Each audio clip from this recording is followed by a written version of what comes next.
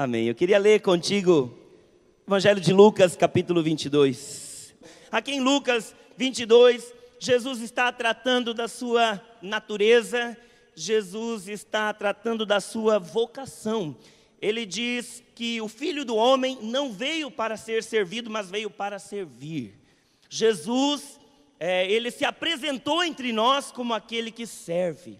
Como aquele que serve. Lucas capítulo 22, verso 15 em diante. Nós vamos, nesta manhã, não só nessa palavra agora, mas por toda essa manhã, aprofundar a questão do serviço, a questão da nossa natureza, a questão da nossa essência, de quem nós somos, para o que fomos criados, o que e quem nós representamos. Amém, gente? Lucas capítulo 22, verso 15 em diante. Sabe, muitas crises, muitos dramas que Jesus viveu no seu ministério são para consolar a gente. Você crê nisso? Tem certas coisas que Jesus passou e que ele não precisava ter passado, mas ele passa justamente para mostrar que o discípulo não é maior, não é melhor do que o seu mestre. Amém? Nós não podemos imaginar para nós, para a nossa vida ministerial, uma condição melhor, né, uma condição mais privilegiada do que a Jesus, o Filho de Deus, teve, né? E eu fico pensando, Jesus prestes a se despedir dos seus discípulos, né, encerrar o seu ministério aqui nesta terra. Ele gastou aquele tempo todo com eles, tudo na hora certa, de acordo com o desígnio de Deus, conforme o desígnio de Deus. E ele escolhe este momento aqui, apoteótico, eu diria assim, dentro da ceia. Ele chama os seus discípulos e de uma forma realmente profunda demais, de uma forma muito intensa, Jesus disse: olha, eu tenho desejado ardentemente viver este momento convosco. No verso 15, Jesus diz isso: eu tenho desejado ardentemente viver este momento convosco. Pensa nas implicações disto. Pensa nas implicações, como que a eternidade, como que a divindade, como que a trindade trabalhou, gente, para esta manifestação de Deus naquele momento ali de comunhão. Quando Jesus diz ali: olha, tenho desejado ardentemente viver este momento convosco, sabe, é o Pai da eternidade quem está falando isso. É o maravilhoso, né? É o Deus forte, é aquele que tem o controle sobre todas as coisas, é aquele que pode realizar toda e qualquer coisa que deseja, amém? Então, quão profundo, gente, pode ser o desejo, e quão intenso pode ser o desejo, não é mesmo? Daquele que tudo pode. Daquele que tudo pode. E aí Jesus diz: eu tenho desejado. E quando ele diz eu tenho desejado, ele usa um tempo verbal interessante, que é um pretérito contínuo. Ele não diz eu desejei. Eu desejei, como se isso tivesse acontecido num instante, né? E aí ele espera, há um intervalo de tempo, e agora, num momento qualquer, um desejo antigo está se realizando. Não, ele diz: tenho desejado. Ele que é o Pai da eternidade, ele que é o maravilhoso, o Deus forte. E quando ele diz, ele que é o Pai da eternidade, o maravilhoso, o Deus forte, tenho desejado ardentemente viver este momento, a gente fica pensando quão profundo pode ser este desejo, e há quanto tempo, gente, o Pai da eternidade nutre isso, né? Quando Jesus desejou, desde quando desejou, e com que intensidade ele desejou. Então, por aí, a gente consegue quantificar, né, a importância deste momento aqui, desta hora no coração de Jesus. Isso aqui que vai acontecer nesta passagem é apoteótico. Isso aqui, gente, é marcante, amém? Isso aqui é emblemático, isso aqui, gente, é único. Sabe, isso aqui é um momento de ensino, é um momento sagrado. Esse aqui é um momento, Jesus vai dizer: olha, com base no que vocês forem aprender aqui, de forma conclusiva, é que ideias vão se formar na cabeça, no coração de vocês. Aqui nós temos uma imagem, gente, que deveria ficar guardada no nosso entendimento, guardada no nosso coração, que deveria nos impactar de tal forma, de tal maneira, que servisse para nós de instrução pedagógica, que formasse a nossa cultura de vida. Amém, querido? Então, finalmente, Jesus reparte o pão, está no momento da ceia, Jesus compartilha o vinho, ele explica o que tudo aquilo ali significava, seu corpo que seria partido, seu sangue que seria derramado. Ele então finaliza aquele momento ali, e quando finaliza, a gente pensa que todo mundo entendeu tudo, e que as conclusões, não é, foram as mais especiais, as mais maravilhosas possíveis. Só que não, diga só que não. Só que não, Jesus termina o momento da ceia, Jesus olha para os discípulos e as conclusões, gente, foram terríveis. Levanta a maior discussão, acontece ali o maior bate-boca entre os discípulos. O motivo, qual deles era o maior? Qual deles, gente, podia mais?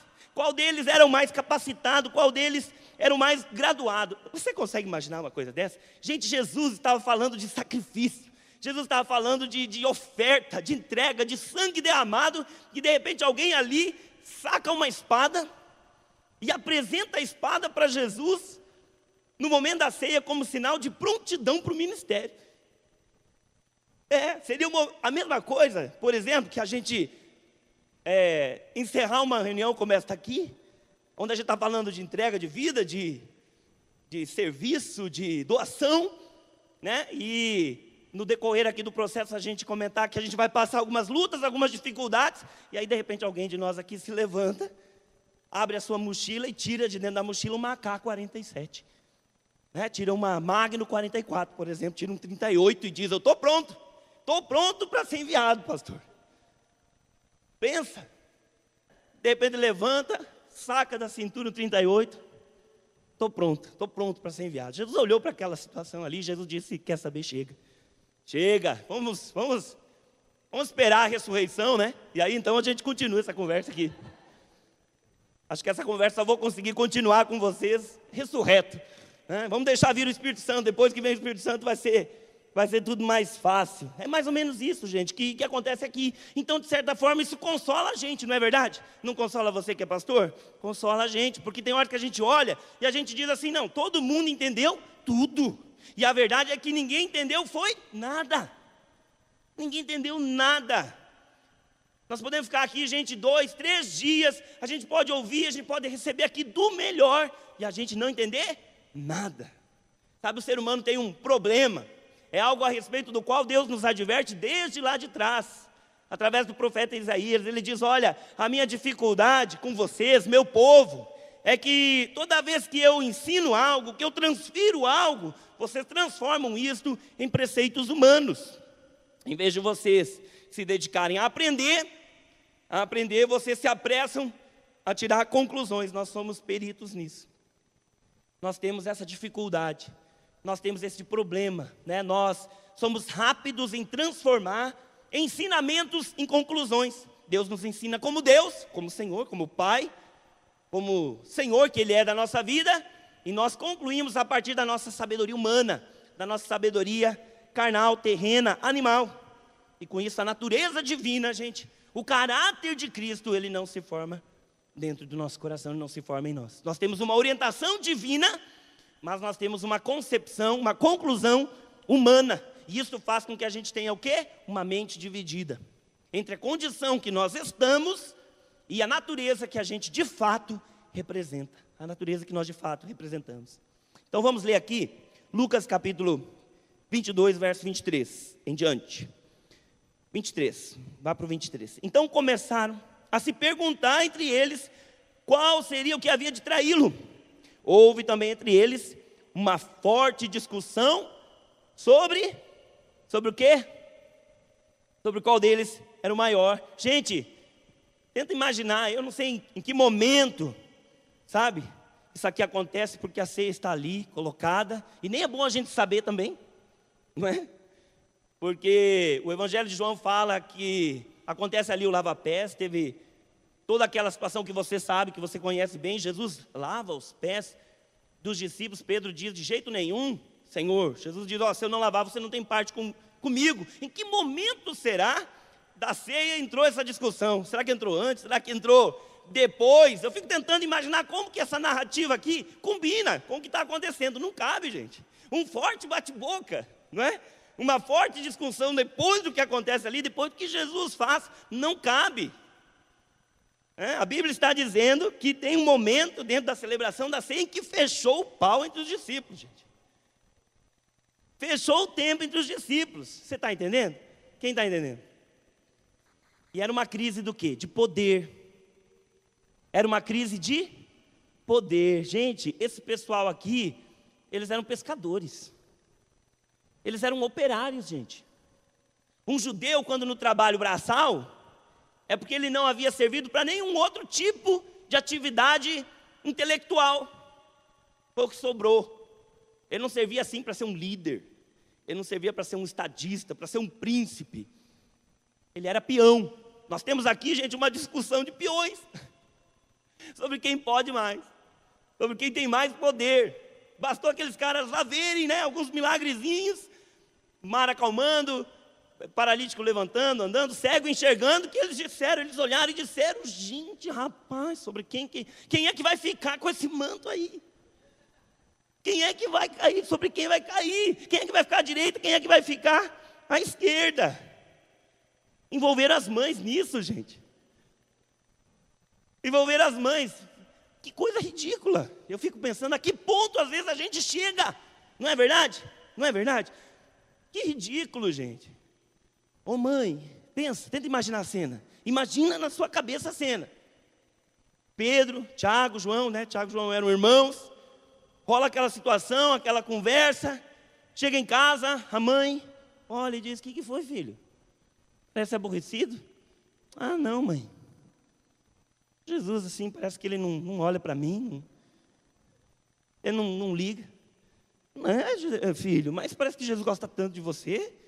Não, mãe, a gente tá junto e tal. Estou até andando armado, mãe.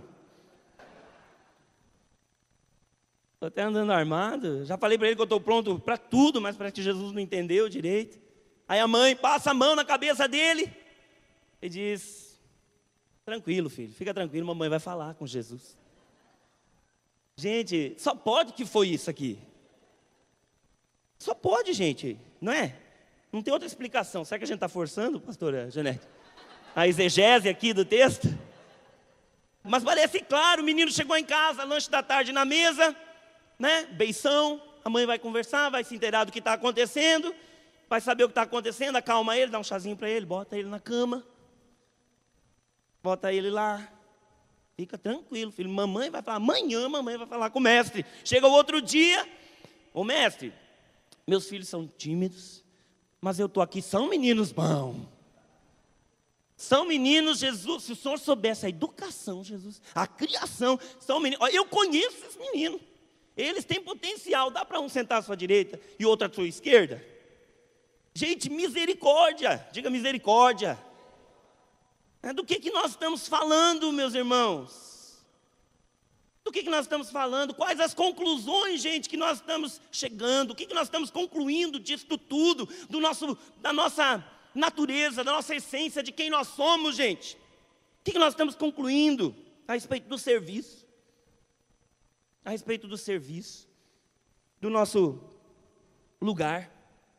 Voltando aqui, verso 25. Disse Jesus: os reis dos gentios dominam sobre eles, e os que exercem poder sobre eles são chamados benfeitores. Mas vocês não serão assim. Vocês não são assim. Jesus não diz: vocês não farão assim. Jesus diz o quê? Vocês não são assim. Olha, isso não faz parte da sua natureza. Esta não é a sua natureza, esta não é a sua essência. Não é assim, gente. Não é assim. Continuando ali: pelo contrário, o maior entre vocês será como o menor, e quem governa será como quem serve. Pois qual é o maior? Quem está à mesa ou quem serve? Não é quem está à mesa? Eu, porém, estou entre vocês como aquele que serve. Vós sois os que tendes permanecido comigo nas minhas tentações. 29. Assim como o Pai me confiou um reino, eu o confio a vocês. Amém? Então, o que Jesus, gente, está dizendo aqui? Nós precisamos entender que a coisa ela é complexa, porque ela envolve esse assunto, né? Emoções, envolve sentimentos, né? Tem implicações, há toda uma consequência do Evangelho na nossa vida, mas ao passo que é complexo, também é muito simples. O Evangelho é simples, diga, o Evangelho é simples. O Evangelho é simples. Romanos 1,16 diz que o Evangelho é o poder de Deus para a transformação do nosso entendimento. O Evangelho, gente, é o poder de Deus para nos salvar de uma maneira humana, de uma maneira natural, de uma maneira demoníaca da gente pensar e da gente viver. Tito capítulo 2 diz que a graça de Deus se revelou salvadora, educando-nos a viver. Diga, educando-nos a viver. Educando-nos a viver. Paulo diz que o evangelho da reconciliação é para justificação, é para nos ajustar, gente. É para nos limpar, para tirar de nós tudo aquilo que não é de nós. Para que a gente se apresente, né, diante da vida de forma adequada e própria. Para que a vida, o evangelho é para que a vida apareça através de nós, no seu verdadeiro e mais puro sentido. Amém? De forma justa, de forma ajustada, de forma clara, orientada por Deus. Então o evangelho é para a vida. O evangelho é para nos ensinar, gente, a viver neste presente tempo. Por isso que Paulo insiste e fala tanto na transformação, na renovação do nosso entendimento. O evangelho, esta arma que Deus colocou à nossa disposição, esta arma ela é poderosa em Deus para quê, gente? Para destruir sofismas. O que são sofismas? São formas de pensamento, são preceitos, tá? São preceitos, são conclusões que têm aparência de verdade, mas que não têm correspondência de verdade. Parecem, mas não são. Parecem para nós, mas não são. E o evangelho, gente, ele é para nos conduzir ao quê? À verdade. O evangelho é para nos conduzir à verdade. O evangelho, pessoal, ele não vai nos estacionar no âmbito das nossas realidades. Aquilo que eu concluo, aquilo que eu, percebo, aquilo que eu sinto, aquilo que a minha razão humana, né, carnal, ela está me dizendo. Você precisa entender, querido, o seguinte: existe a verdade e existe a mentira, mas no meio está a minha realidade. No meio está a minha realidade, está as nossas conclusões. As nossas conclusões, aquilo que nós percebemos, que nós sentimos. E o diabo, ele trabalha exatamente nesta zona aí, intermediária, entre a verdade e a mentira. Nesta zona ali neutra. A pior mentira do diabo é quando ele não mente. É aí que está o grande perigo, porque ninguém se engana com a mentira, gente. Está me entendendo? A mentira, ela ofende, a mentira, ela é escrachada, a mentira, ela escandaliza, né? A mentira, ela é óbvia. A pior mentira do diabo é quando ele não está mentindo. E o inferno, o diabo, trabalha exatamente nessa área, nessa região aí das nossas realidades, nesta zona, neste limbo aí das nossas realidades, porque o próprio diabo ele existe, mas não é. O próprio diabo está nessa categoria, de existir, mas não ter significado. É a existência, mas sem o significado da vida. Por isso que muita gente confunde vida com existir. A maior desgraça, gente, a maior desgraça do inferno é a existência ininterrupta. A existência para sempre. A melhor coisa seria a interrupção da existência. Mas não, no inferno as pessoas terão aquilo que elas sempre quiseram, durar muito. Mas já não terão mais acesso ao quê? Ao significado da vida. Esta é a maior desgraça do inferno. Então, gente, a gente precisa lidar com a verdade de forma o quê? Absoluta. E não relativa deste jeito, amém? De forma definitiva e não relativa. Nós estamos vivendo hoje em dia, pessoal, uma erotização da verdade. Eu vejo, eu sinto, eu apalpo, eu percebo, eu toco, eu concluo. Isso é animal. Diga, isso é animal. Isso é animal. O animal tem esta forma de inteligência, não é verdade? Conclusiva. E toda a ciência humana é baseada num contingente conclusivo. Eu percebo, eu observo, eu comparo e eu concluo. Isso é o macaco. O macaco é assim. O macaco observa, compara e conclui. Isso é o cachorro. Não é? Por isso que tem cachorro mais crente do que muita gente por aí que diz temer a Deus. Não é? Ele observa, ele compara e ele conclui. Ele fez uma conclusão de poder. Ele concluiu, ele fez uma conclusão de poder. Ele se submete a quem tem o poder de alimentá-lo. Isto é real, mas isso não traduz a verdade. Quem está entendendo o que eu estou falando? Isto é real, mas isso não traduz a verdade. E quando a gente vai trabalhando este universo, gente, este ambiente, né? Esse assunto, tratando apenas das nossas conclusões, o que eu entendo, o que eu experimento, o que eu concluo, a gente vai empobrecendo demais este processo do serviço, do servir. Fé, querido, querida, nunca foi algo baseado nas conclusões que a gente tira, influenciados pelas nossas carências. A nossa fé humana, ela é muito mais influenciada pelo nosso estômago do que pela razão. Fé não é isso, fé é firme fundamento.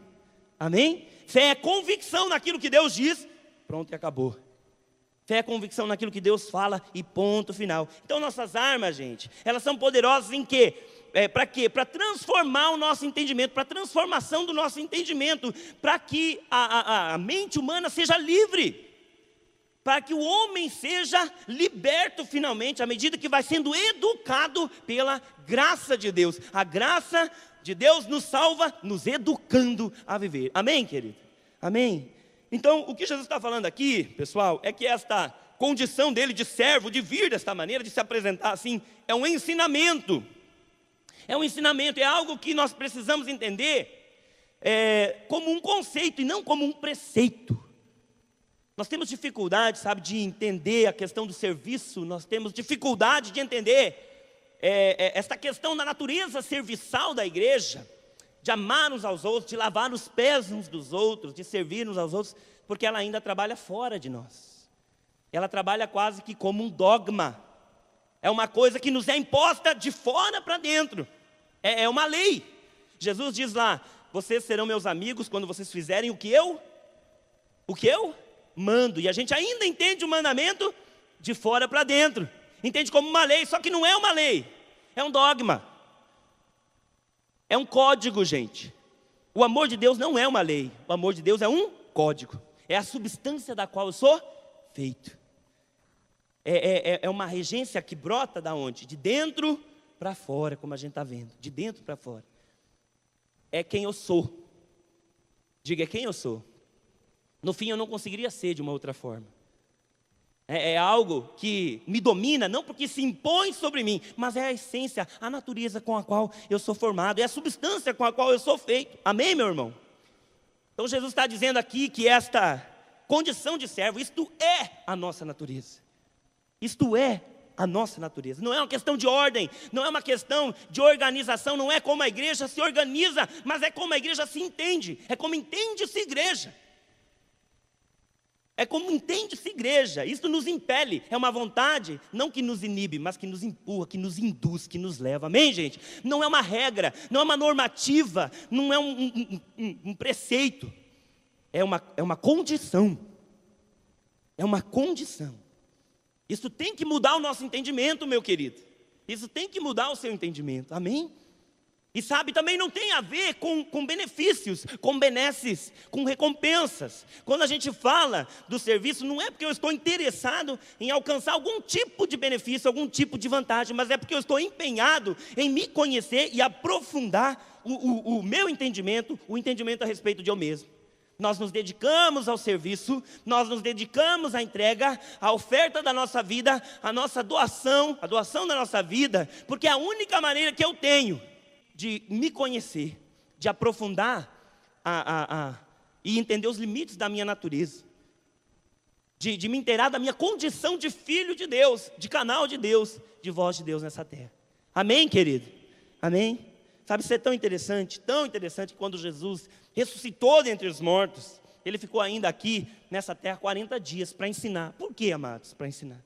Porque o ensino de Deus, se ele não for aprofundado, sabe, se não houver uma meditação, uma reflexão, se não houver um constante confronto com aquilo que a nossa natureza humana, natural, carnal, ela quer concluir, a gente corre o risco de não ter entendido nada.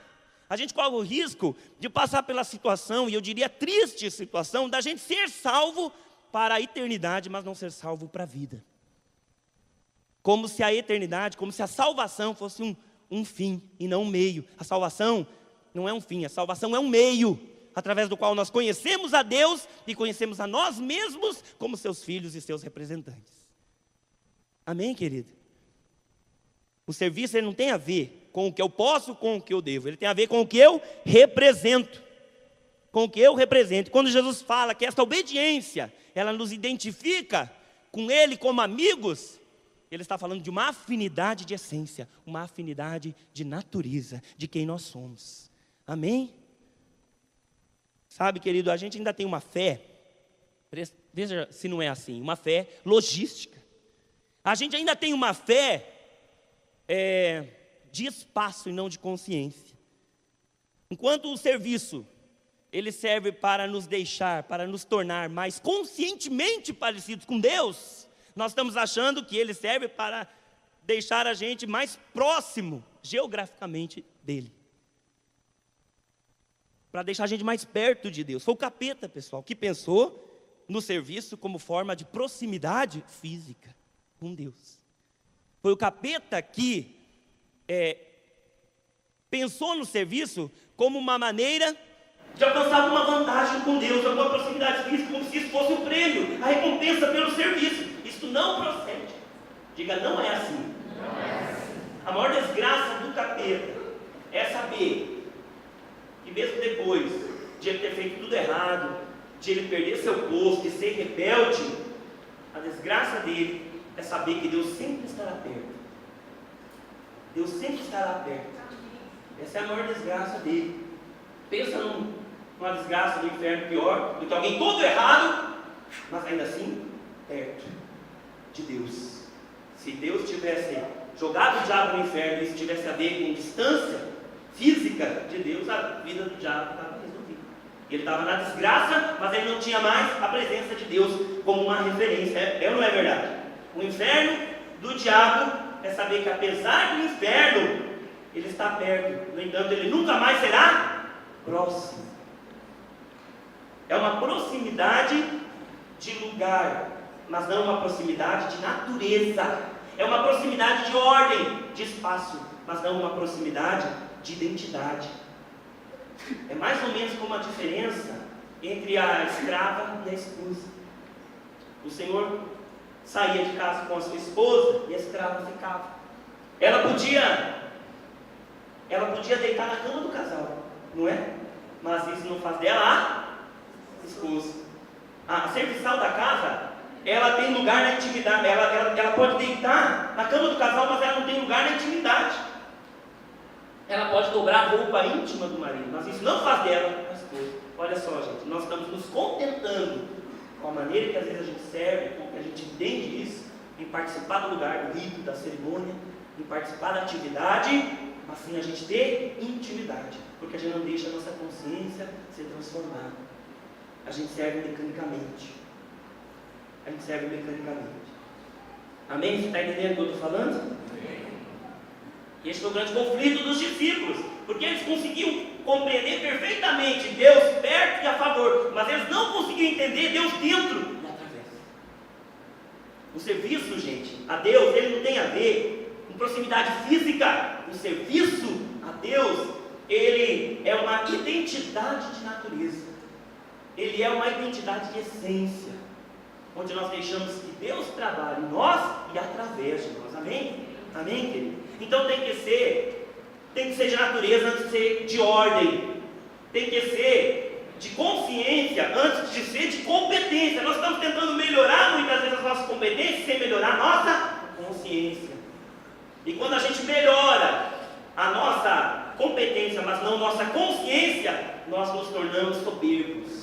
Nós nos tornamos arrogantes, altivos. Não há nada pior, gente, do que um servo, eu e você, um servo que se julga merecedor.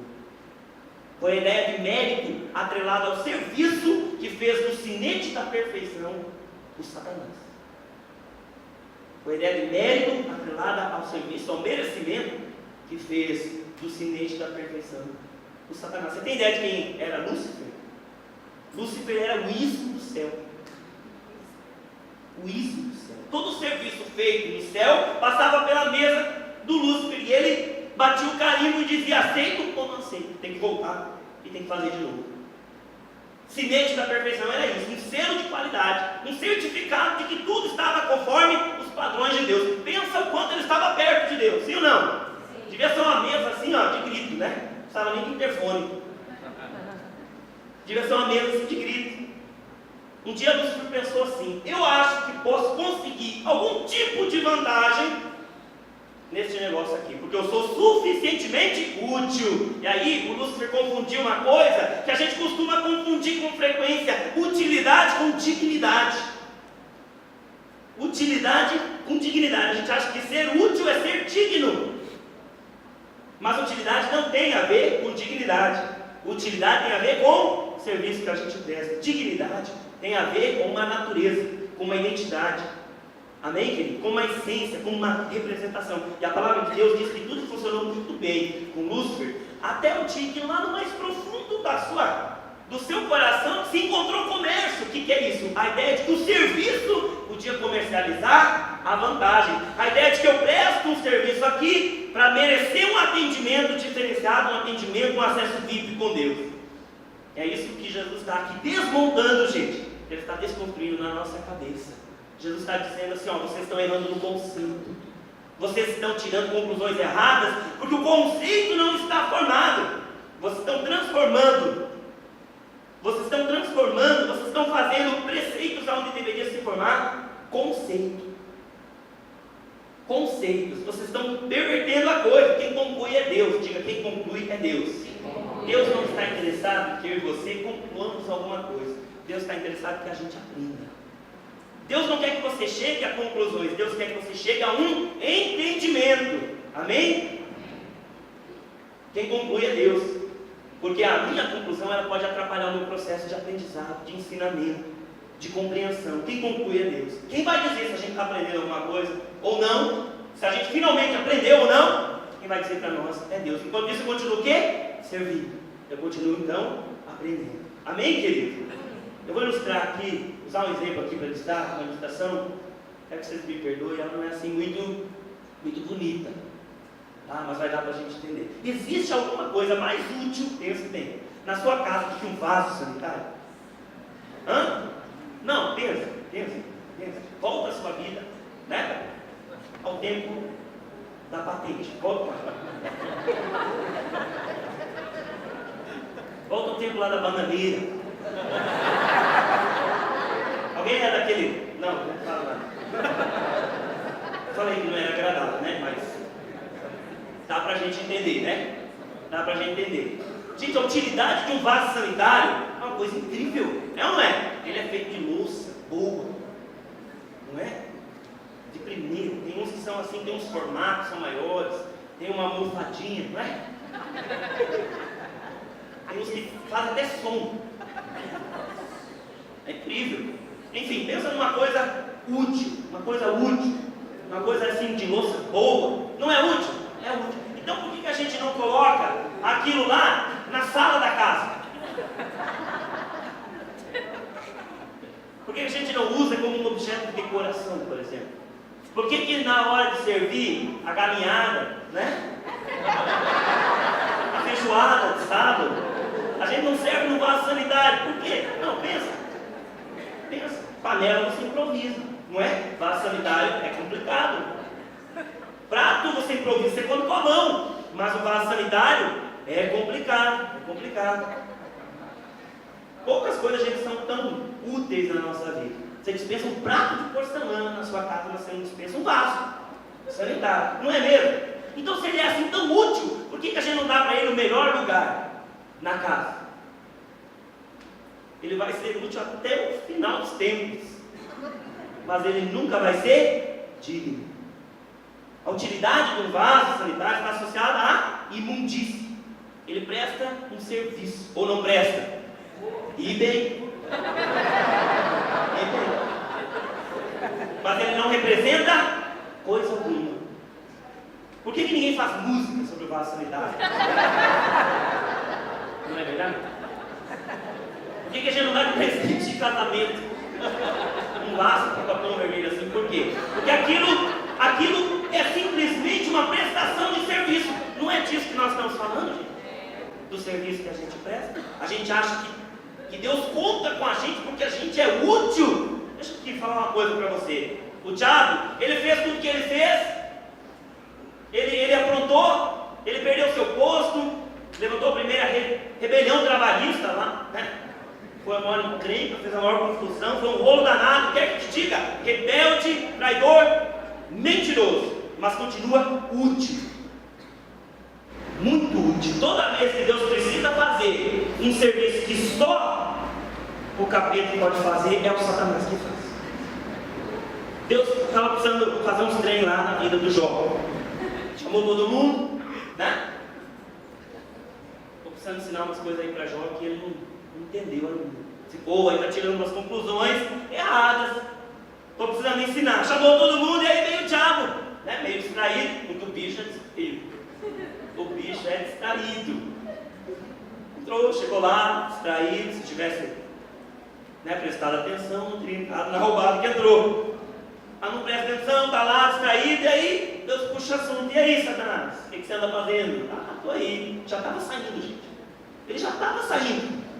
Tem gente que pensa que a aprovação do Jó foi ideia do diabo. Não foi não, irmão. Não foi não. Não foi, o diabo não estava nem pensando naquilo. O Jó ia passar batido na assistência do capeta. Ia passar batido. Deus chamou o diabo para trás e disse: ô, Satanás, escuta, essas voltas aí que você anda dando. Você não viu o servo Jó, não? Ah, pois é, foi bom o senhor falar desse assunto. Foi bom. O que você está pensando, Satanás? Ah, eu estou pensando que do jeito que o senhor trata ele, tem razão para aquele cara ficar lá na igreja só louvando. Então vai lá e faz o que você está pensando de fazer, só não toca na vida dele. Deus soltou a coleira do capeta. O cão saiu, ó, rápido, furioso, né? Entrou, gente, na hora que tinha que entrar, não é verdade? Fez o que tinha que fazer, não é mesmo? Terminou o serviço, saiu sem nenhum culto de libertação. Ó, sem nenhum jejum, sabe? Você acredita? Sem nenhuma oração. O diabo em pessoa não consta que alguém foi lá e expulsou ele da vida do Jó. Não consta. Entrou, fez o que tinha que fazer, saiu no tempo determinado e fez coisas que só o diabo pode fazer. Úteis, gente. Utilíssimas. Uma das coisas mais úteis que a gente tem na nossa vida é o Satanás. Sim ou não? Sim ou não? Pensa bem. Puxa. Participou do plano de Deus, né? Lá no começo. Ajudou na composição lá da traição. Ajudou a crucificar. Jesus está lá, útil. Essa é a desgraça. A raiva do diabo é que ele pensa, ele planeja, ele bola. Ele diz assim: olha, agora vai, termina tudo. Ele prestou um serviço e o trem ficou melhor do que estava antes, gente. E ele ficou só com a parte suja. Está lá, é útil. Continua sendo útil, mas não digno. Faz o que tem que fazer, não aprende nada, não representa ninguém, não representa coisa alguma, não tem significado. É necessário. É um mal necessário. E aí Jesus vai dizer que quem se presta apenas a fazer um serviço é inútil. Não há nada mais inútil do que a mera utilidade. Não há nada mais inútil do que ser apenas útil. Necessário, circunstancial, contingente. Cumprir ali um papel. É assim que você vive? É assim que você entende a coisa? É assim que você se coloca? Então, quando Jesus diz para nós que nós precisamos ser transformados, o nosso entendimento é para que a gente entenda a dignidade do serviço e não a utilidade do serviço. É uma honra. É uma honra. É participar da sua natureza. É participar de quem Ele é, da sua essência, doadora. Jesus fala do serviço não como uma tarefa a ser cumprida. Ele fala como um trabalho a ser gerado. O diabo, ele presta um serviço, mas ele não realiza um trabalho. Porque ele não se desloca da posição em que ele está. O entendimento dele, a mente dele não é transformada. A vida de Deus, a natureza não é gerada. Quando Jesus fala de sermos servos, essa natureza de servo, gente, não é pelo serviço que a gente presta, não é pela atividade que a gente desenvolve, não é pela utilidade das nossas competências, mas é pelo trabalho que a gente realiza. É como uma mulher que está grávida e que serve ao filho dentro dela. Há um trabalho, há um processo, não é? Que testemunha toda uma natureza e uma essência até então invisível. A mulher, ela não está lá seguindo um protocolo. Ela não está ali cumprindo um regulamento. Não é uma questão de ordem, de colocar as coisas em ordem. Não é organização, é um organismo. Ela não está cumprindo um protocolo, seguindo um regulamento. Ela está gerando um trabalho. Ela está servindo aos impulsos, às imposições de quem ela é, da sua natureza. Não é o que ela faz, é quem ela é. Por isso que o nosso trabalho, o nosso serviço, gente, ele não é só para organizar. Ele não é só para estruturar. ou para ornamentar, ele é para transformar a gente e os outros. Amém? O serviço não é para mudar, é para transformar. A igreja ela não está aqui para mudar, ela está aqui para transformar.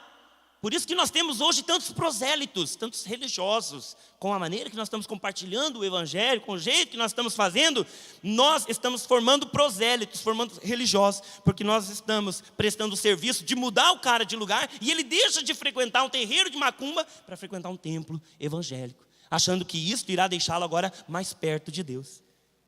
E este proselitismo, gente, este serviço de mudança, de mera ordem comportamental, a Bíblia diz que torna o estado dessa pessoa, o quê? Pior do que antes. Pior, porque agora a mente, o coração dela está mais distante de conhecer quem de fato Deus é. Nós fizemos um trabalho, mas não fizemos um serviço, mas não realizamos um trabalho. Mudamos uma situação, mas não transformamos uma condição. Mudamos o seu endereço, a sua liturgia, mudamos o seu comportamento, mas nós não demos à luz a uma pessoa, um filho, uma natureza, alguém que represente Deus e o seu amor. Amém?